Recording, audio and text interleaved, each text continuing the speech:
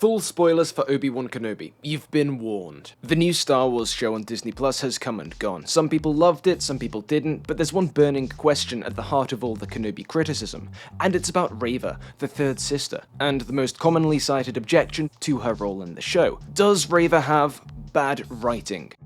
No, she doesn't. It's fine. So thanks for watching. And as always, I want to thank all my Patreon supporters on screen now, and alright, yeah, there is a little more to it than that. So sit back and strap in, because this might take a while. In this video, we're going to take a look at that most common of Kenobi complaints, try and assess its validity, and then dive into how, in some cases, the bad writing complaint acted as a smokescreen for bad faith, bigoted responses, and how it interacted with the climate of racism around the fan reception of this show.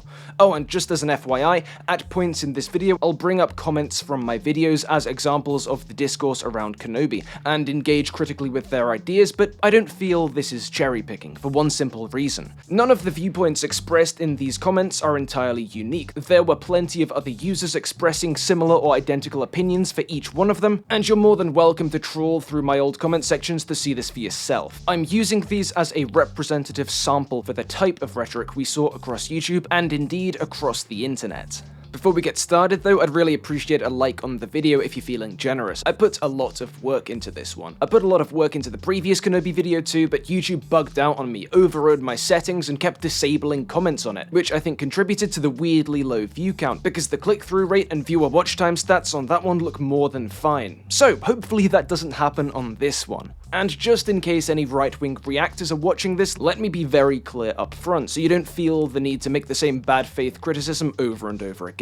I'm not a Disney shill, I'm not on the payroll. Bob Chapek doesn't slide me Mickey Mouse bucks on the down low. In a lot of ways, Disney are bad. They're a massive predatory company, and like most of those, they exploit their workers and generally damage society. Just look at their role in that whole don't say gay mess. Or yeah, the way they caved to the racist backlash in the Star Wars sequels, and the way they shrank Finn on the Chinese posters. That's bad. They're bad. I'm not disputing that, but two things can be true. Whoever it was that made that poster didn't have anything to do with the writing or production of this show, and there can be issues with the studio that produces this stuff, but that doesn't mean there aren't issues in the way it's being received and discussed, and it's really disingenuous to pretend otherwise. Moving on though, let's talk about Reva's writing.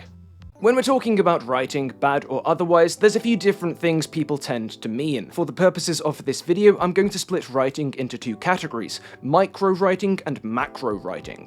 By micro writing, I mean the small scale stuff, individual lines, dialogue sequences, that sort of thing. And the macro category is the broader stuff, arcs, backstory, motivation, all that juicy goodness. There's probably more technical terms to be used here, but hey, I didn't go to film school, so I don't have that hidden knowledge. Let's begin on the smaller scale. Is Obi-Wan gonna win an Emmy for its dialogue? Maybe not, but there is some good stuff here. Ben, for instance, has a pithy, aphoristic turn of phrase, which nails the transition between young Dude Kenobi's characterization and his Alec McGuinnessy self. In return, I ask only a few credits. The shadows are my realm, for the light is an unforgiving place for my kind. How much? 500 to locate the girl, another 300 to take you to her. Goodness, that light is unforgiving. Reva, too, gets to drop some banger lines. You protect your family. I like that, Anna. You think you could protect them from me? And more importantly, there's nothing really bad here. There's nothing which comes close to the power converters, or the coarse, irritating sand which gets everywhere. I guess it isn't perfection. It's not like Shakespeare dragged himself out of the grave and over to Lucasfilm in order to write flowing lyrical prose in the Obi-Wan Kenobi scripts, and hey, it's fine to be bothered by occasionally non-naturalistic dialogue or hammy lines. I kinda don't see how you'd be an enthusiastic viewer of the original saga with such a hang-up, but hey, you do you. It's fine to criticize a piece of media for including stuff like that, but it isn't fine to be selective with your criticism. So if anyone in the bad writing brigade does have a serious aversion to one of Reva's scenes specifically, and has a criticism for the dialogue, a criticism which wouldn't equally apply to another character's dialogue in this show or elsewhere in the galaxy far, far away, then hey, by all means, throw it in the comments. I'd love to hear something like that, because I haven't yet. There just seems to be this outrageously disproportionate level of scrutiny Reva's placed under. A scrutiny that just isn't there for other characters across the saga. And even when dodgy dialogue is picked up elsewhere, a lot of the time it's celebrated and memeified. And even when it isn't, the janky dialogue of the older films is never held to be as damaging to those characters and projects as Reva's fine speech here is. Why is that? Those are crickets, by the way. So that's this character's writing on a micro level, but what about the macro level? The other part of what people mean when they talk about writing. The arcs, the storylines, the decisions on where to take a character and why. Well, this is where the character of Reva shines. At first, the character seemed kinda one note, super intense, super determined to catch Kenobi, seeming like little more than a really fanatical inquisitor, more driven, more brutal, less careful than the others, but by the end of episode 2, we see this mask slip. The shoe doesn't fit. There's ambition, and there's shanking your line manager. Over the next few episodes, we figure out why. Reva isn't who she seems. It turns out she was one of the Jedi younglings who took a fat L at the hands of Darth Vader back in the before times, and she spent the rest of her life seeking revenge, becoming an inquisitor, rising through the ranks to get close enough to strike him down. That's why she's so dedicated to finding Kenobi, his former master. This would ingratiate herself further with the Sith Lord, and maybe even distract him just long enough for, well, this secret crusade against Vader is a fresh and interesting angle, one we've not really seen in Star Wars before, or at least not to this extent, especially since she isn't a lightsider, or even really a goodie, infiltrating the villain's side. It's revenge, plain and simple, and the fact that Reva too is seemingly a disciple of the dark side gives some real wildcard energy to the narrative. She doesn't quite manage to pull it off, though. Reeling from this, Reva chases down her final lead, clouded by anger and revenge. She tries to catch the boy, Luke, and strike him down, in order to draw Kenobi out one final time, but she can't do it.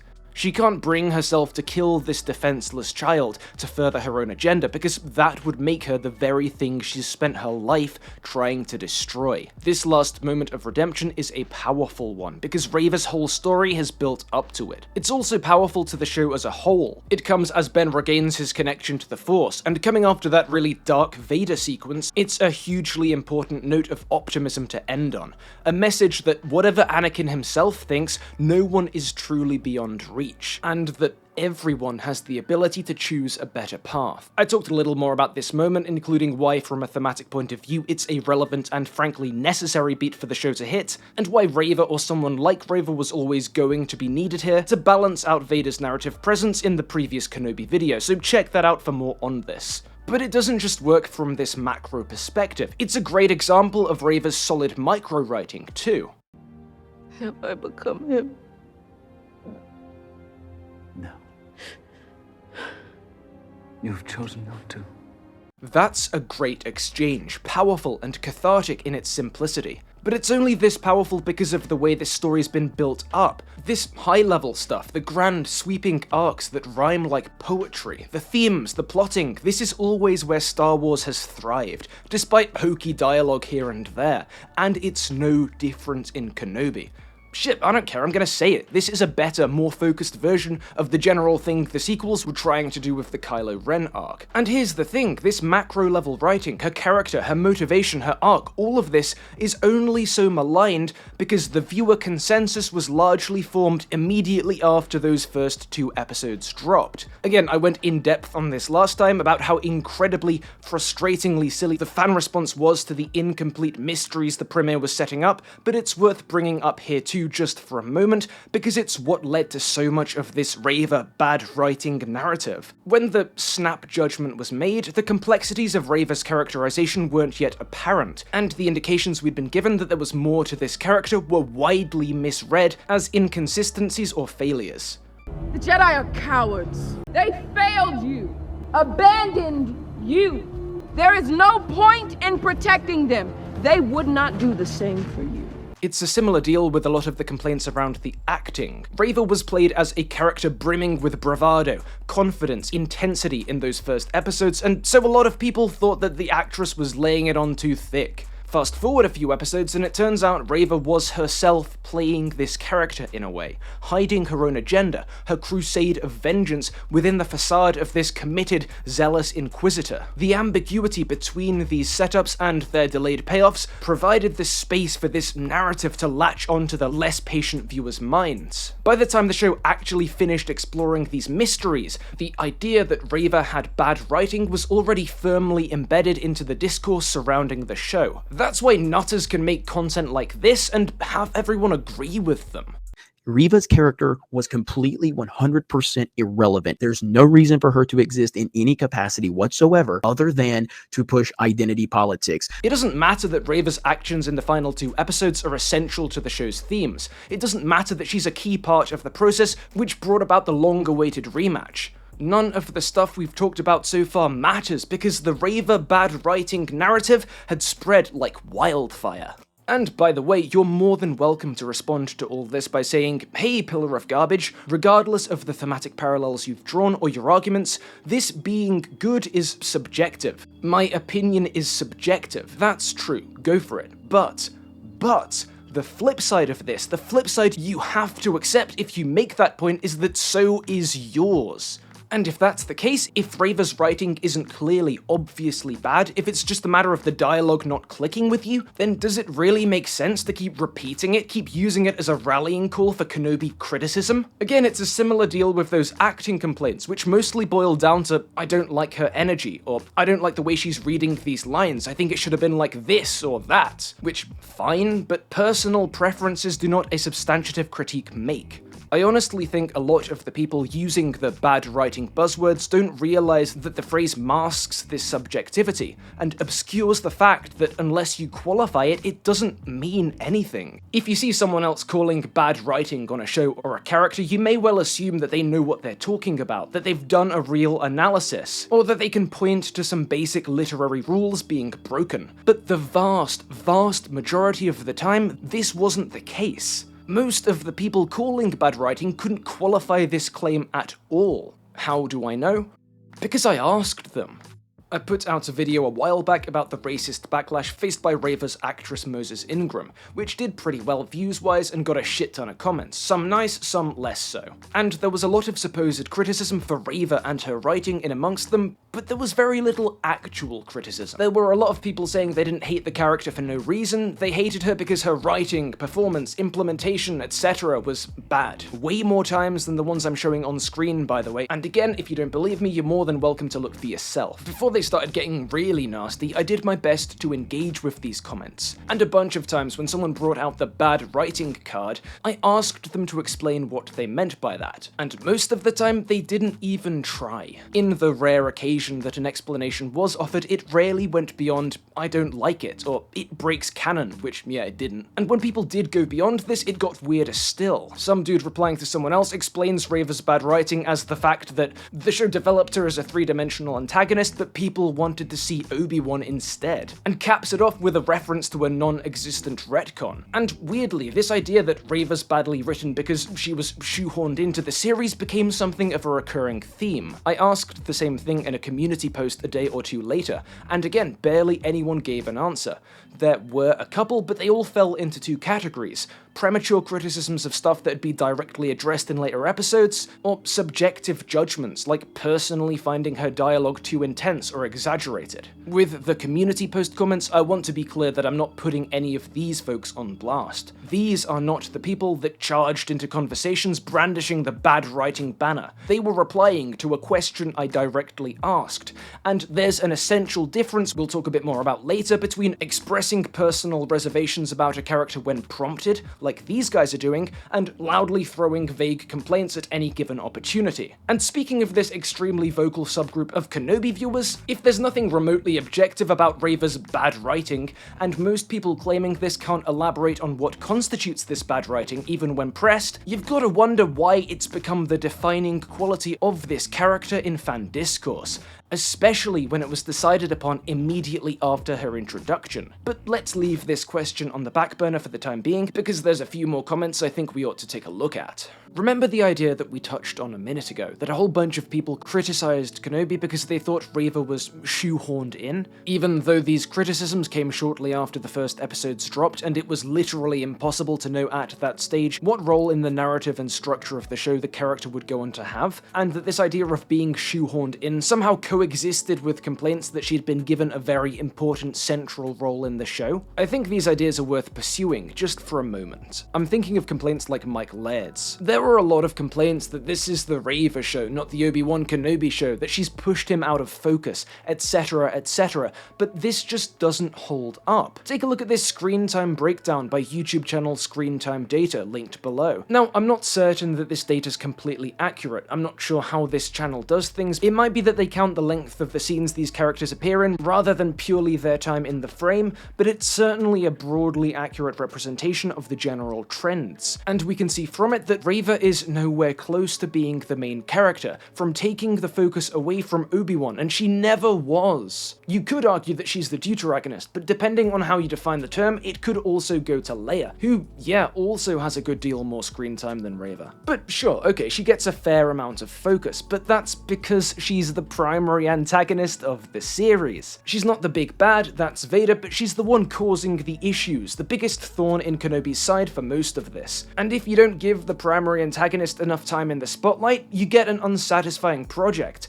Just ask Marvel fans, they'll tell you. Maybe a part of this complaint is founded in people disappointed that Vader didn't get this role, that he should have been the one with this primary focus, but there's always a really fine line to walk in these Disney Star Wars Vader reappearances. Too much focus and he loses the awesome, foreboding, shadowy presence he's famous for. And B, you can't just slot him into Reva's position in this story. You'd have to fundamentally rewrite the whole show. And at that point, this ceases to be a critique of the Disney Plus Obi-Wan Kenobi show, and becomes instead fantasizing about an imaginary project which does not exist. That's not good faith criticism, that's fanfiction. And we're gonna loop back round to the idea of fanfiction in just a moment, but first I want to stress that this criticism, like the hopelessly vague bad writing we talked about more widely, is not logically coherent. It was a knee-jerk reaction to the introduction of the Reva character in Kenobi's two-part premiere, which made no sense then, and proceeded to make even less week on week as the show continued. How can Reva be shoehorned into this show if she didn't exist before it? You could argue that Leia or Tarkin were shoehorned into Rogue One, but this is like trying to say that Leia was shoehorned into A New Hope. But just before we leave this point behind, I want to think about it semantically. To shoehorn means to cram something where it doesn't really fit, like you do with a foot and a shoehorn. According to this argument then, Reva doesn't fit. She doesn't belong here.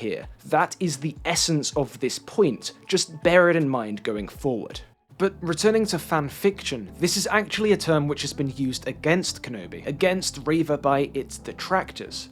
Take a look at this one. I want to think about this user's use of the term fanfiction because it contains a few interesting implications of its own. But before we drill into that specifically, it's probably worth pointing out that the argument being made here is nonsense. This show had to have an antagonist, had to have other characters. Unless we're thinking about, I don't know, experimental cinema, that's kinda how screenwriting works. Otherwise we've just got 6 hours of Ewan McGregor sat alone in a cave. But fanfiction. Reva as some OC. That's an idea all over the internet, spread by those who don't like this character. It's a pretty specific way of expressing dislike though, right? It seems to just be shorthand for saying the character doesn't fit into this world. Hey, there's that idea again. But what it actually implies is that Lucasfilm, these writers and these actors, aren't the definitive Star Wars. That projects like this and characters like these aren't canon officially, and are incidental to the true Star Wars. And by decrying these fanfiction additions, people like Supernova Prime are placing themselves as the guardians of the true Star Wars, a concept which, let's remember, only exists within their heads. This is significant enough to dwell on here because of the way this specific word choice, fanfiction, reveals a deep-seated entitlement to Star Wars felt by viewers like this, specifically to a Star Wars which fits their preconceived notions of what it's about,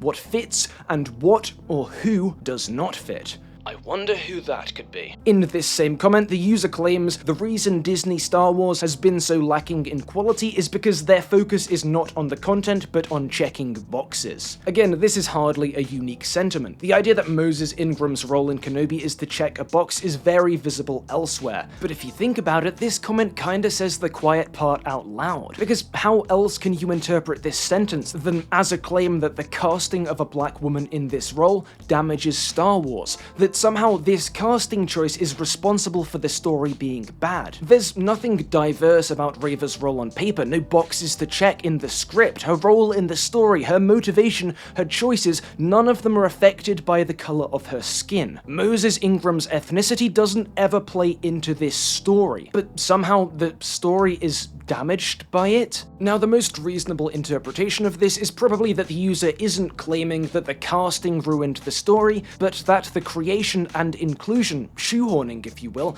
of Reva into a show ostensibly all about Obi-Wan is the issue here. But this is a story. Stories need antagonists, and remember, back in the previous Kenobi video, we established that a Reva-type character is necessary to offset the thematic implications of Vader's presence in this show. So what does that have to do with checking the diversity box? The only explanation I'm seeing for this comment, as well as the rest of the Reva is unnecessary crowd, is that a couple of episodes in, they saw a minority in a major Star Wars role, assumed that because she's black, she'd only been included to tick a box, and logically deduced that this meant her story wasn't going to go anywhere, or become important to the series in the way that it obviously did. Honestly, if there is another way to interpret this, please let me know. I'm not seeing one. If this is the case though, I'm sorry to break it to you, but you're being racist. It's racist to reduce an actor to their ethnicity, and to assume that the only reason that they're in a project is because of some made-up agenda. It's racist to view the presence of any ethnic diversity as forced. Based user Imagine Fandoms puts it well in another comment, which I'll put on screen now. But if you're not getting this, if you're one of the people that made a post like the previous one and made that leap, then you're either being racist, or to stretch the benefit of the doubt to its utter maximum, you've somehow absorbed a whole bunch of racist talking points into your mind, and you're subconsciously filtering the world through them. And potato comes to mind. Now, some fools get around this by playing the victim, by saying, "No, Disney manufactured the story in order to provoke racism from the fan base." Well, even if that were the case, which it, isn't, it doesn't negate the fact that the racism still happened, was still perpetrated by many in the quote fan base. If that was Disney's dastardly scheme, then it would have been incredibly easy to sidestep. All you'd have to do is not be racist. I think about now is the time to pull back and try and figure out what's happening here on a wider scale. The first point to make here is that this stuff hasn't come out of nowhere. There is undoubtedly a historical pattern of minority actors in Star Wars projects, particularly black actors, receiving abuse. There's a similar pattern of outrageous scrutiny and exaggerated criticism given to female actors. To deny this is revisionism, plain and simple. And hey, racists gonna racist. That's not exactly a revelation, but the thing is, I'm not interested here in the people that know what they're doing, the people who are consciously making bigoted choices. I'm more concerned with the fact that in this case, it seems like there's a lot of people that joined in on the dogpile without knowing why, perhaps without even realizing they were doing it. So now I'd like to look at another comment, this time by Benjamin Hayes, because I think it leads us to a pretty important place. The thing is, racists rarely say, "Hello, nice to meet you, I'm a racist." In a similar vein, when racists want to agitate and mudsling about minorities in media properties, it's not often that they do so openly. If they did, people would call them out, and rightly so. But if they can give a bad faith claim the veneer of validity, it slides under the radar a whole lot easier. And better still, it makes it easier to convince others that something isn't right, that maybe there is an agenda here. That's what they want, and that's how they get it. With complaints that don't hold up to scrutiny, but seem innocuous on the surface, even reasonable. And in some ways, the discussions being had following the two-part Kenobi premiere constituted the perfect storm for these complaints to spread. Presented with a plot twist which didn't immediately make perfect sense with what they knew about the canon, you can kinda see why some of the show's more impatient viewers might suspect Lucasfilm had done an oopsie. It doesn't make sense to prejudge the show like this, especially when it had pretty clearly set up these questions intentionally, but you can see the thought process here to a degree. If you've already made this leap though, if you're incorrectly viewing Kenobi as a project full of weird little inconsistencies, and if you haven't quite figured out this new Reva character yet, how she ties into everything, why she's so intense, you're probably going to be pretty receptive to the idea that she's badly written, or that the actor's playing the part wrong. Again, this isn't a good faith engagement. This hypothetical viewer hasn't taken Kenobi on its own terms, and given it a chance to develop and explain itself, but it's possible to see that perhaps flawed mental route they've taken to get to this point. The easy answer here was the one offered by the reactionary creators who'd been drumming up negativity around the show since before it even came out. That the new female characters were a problem, that the writers were hacks, that they didn't care about Star Wars, that Obi-Wan was going to be overshadowed by Reva, who was only there to check boxes, the woke agenda and all that. And those creators,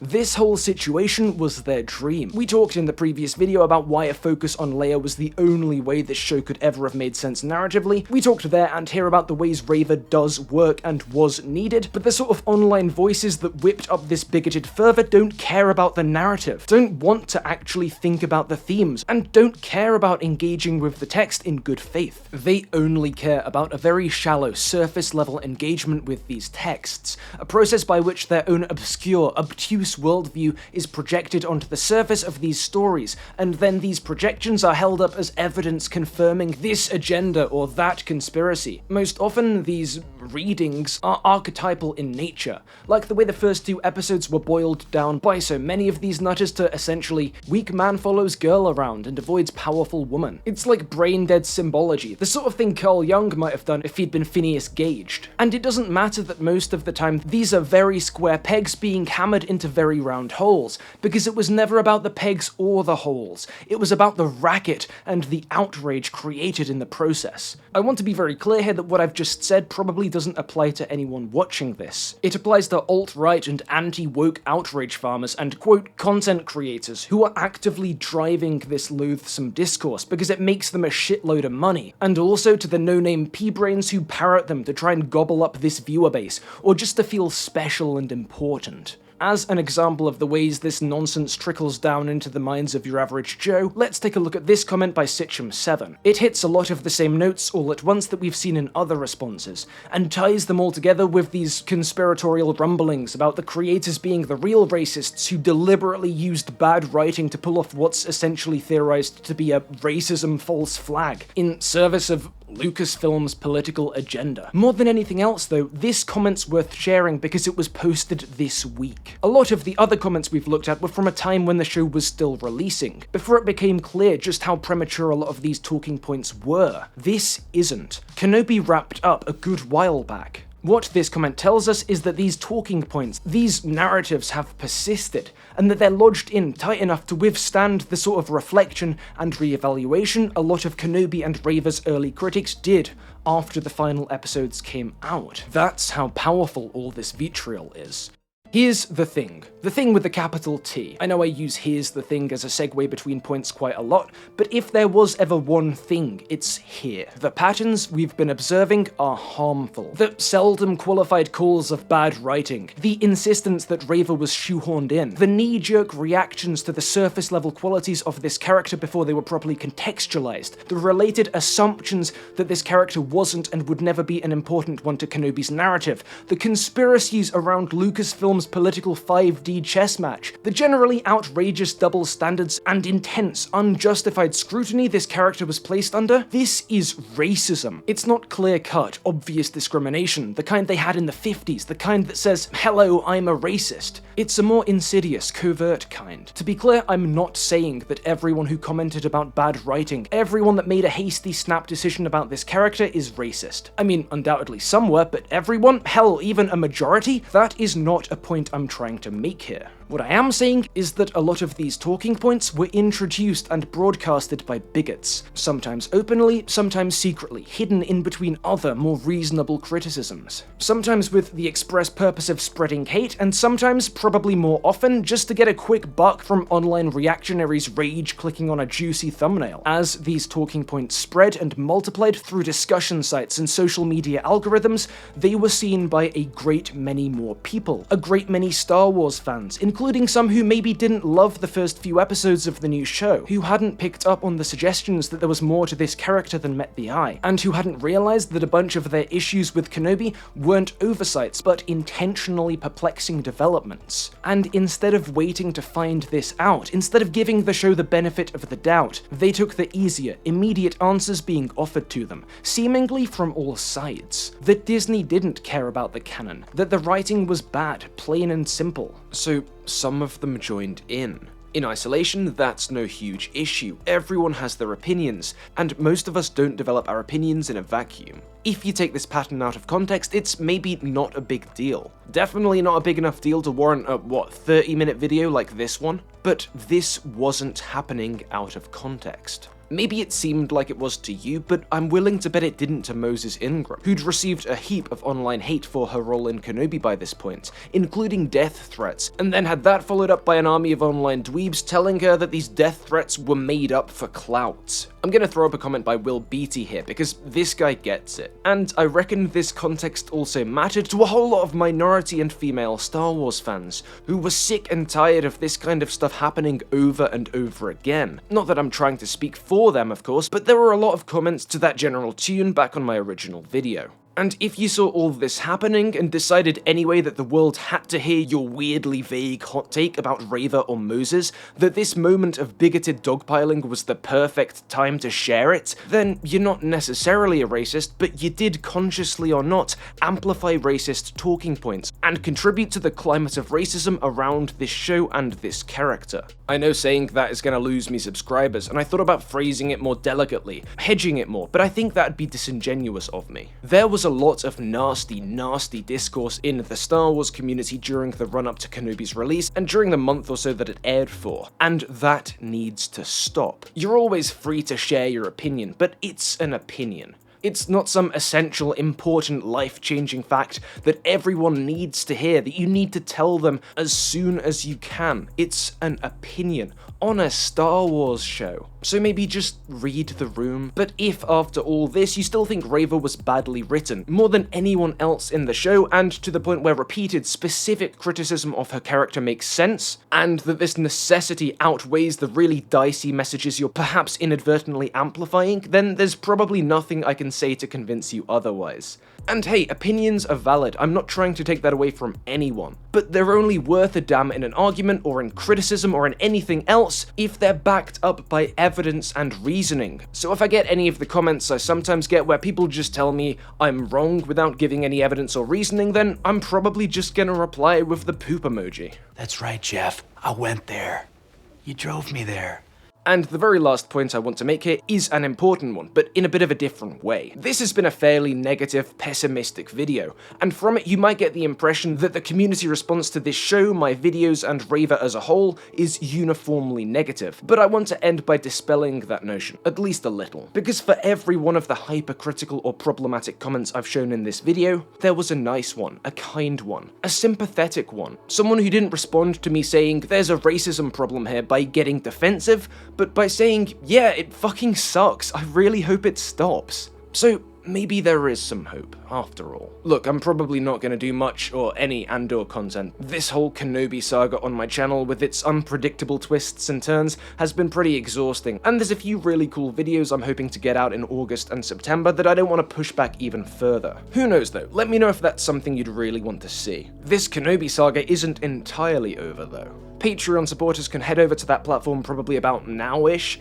and I should have managed to get this month's bonus content out in time, which is kinda related and kinda not. And if you're curious about that, you can get access to all my bonus content and much more cool stuff from just £2 a month by following the link in the description. Check it out maybe, I don't know. Thanks for watching anyway, and I promise the next video I release will be a more manageable length. I think, hopefully. Big thanks to all my patrons on screen now, especially Kevin Douglas, and may the force be, well, you know the rest.